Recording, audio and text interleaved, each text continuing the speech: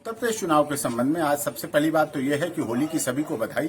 और होली साल भर का त्योहार है जिसमें गिले शिकवे गांव के लोग मिटाते हैं और आपस में गले मिलते हैं, साथ में होलिका दहन करते हैं और ये प्यार का त्योहार है। और बाद से होली मिलन चलेगा, लोगों के यहाँ सुख दुख में आने जाने वाले वो सुख दुख निभाएं। राजनीति अलग है, प्रधानी और सरपंची और ये पंचायत के चुनाव, ब्लॉक प्रमुख, ये सब कुछ अलग है। इनके लिए आपके लिए समय है, लेकिन ये अवसर ना जाने दें, इसलिए करें। और दूसरी बात जो आप लोगों को एक सवाल है कि भ्रष्टाचार हुआ, भ्रष्टाचार के आधार पर जातिगत आरक्षण हुआ, सीटों का रिजर्वेशन हुआ, सीटों का बंटवारा हुआ, इसलिए 2095 को भी नहीं, 1995 को भी नहीं माना, 2015 को भी नहीं माना। एक नया फार्मूला जो स्तर पर गया, जबकि आपकी आपत्तियां थी, जबकि आपके ऑब्जेक्शन थे, उसके बाद भी तो उसमें भी यह है कि उसके लिए माननीय योगी जी की सरकार है। आप लोग अपने जिला स्तर पर, प्रदेश स्तर पर शिकायत करें, जांच करें, उनकी भ्रष्टाचार निरोध अधिनियम जांच करें, उन अधिकारियों की जांच करें जिन्होंने भ्रष्टाचार को अपने करके इस सीटों का बंटवारा किया, जिससे आप लोगों को दुख है, जिससे आपके लोकतांत्रिक अधिकारों का हनन हुआ है। ये आप कर सकते हैं। योगी जी की सरकार है, निष्पक्ष एक संत की सरकार है, उसमें अगर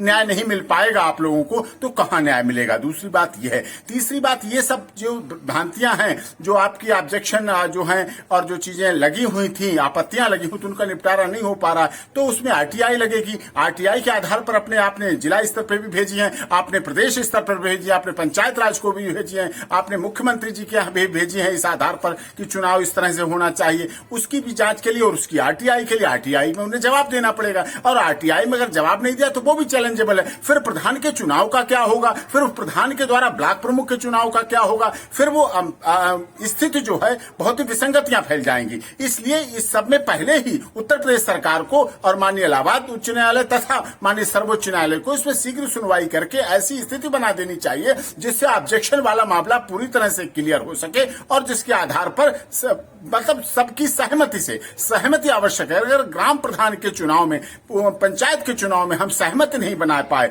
अगर हम निष्पक्षता नहीं दिखा पाए, अब हम लोकतांत्रिक अधिकारों का प्रदर्शन नहीं कर पाए, पंचायती राज की कुछ चीजों को नहीं ला पाए, अपने आचार संहिताओं को नहीं ला पाए, लोक प्रतिनिधित्व अधिनियम को हम नहीं ला पाए, इलेक्शन कमीशन के आधार पर हम नहीं कर पाए, तो फिर हमें अपने में दुख होगा कि हम किस शिक्षित वर्ग में हैं, हम कैसी सरकार में हैं। जबकि सरकार तो योगी जी की है और वहां किसी की कोई चीज की कमी नहीं होना चाहिए। इसलिए इन सबको करें और होली अच्छी तरह से मिलाएं, शांति से मनाएं, ये आवश्यक है।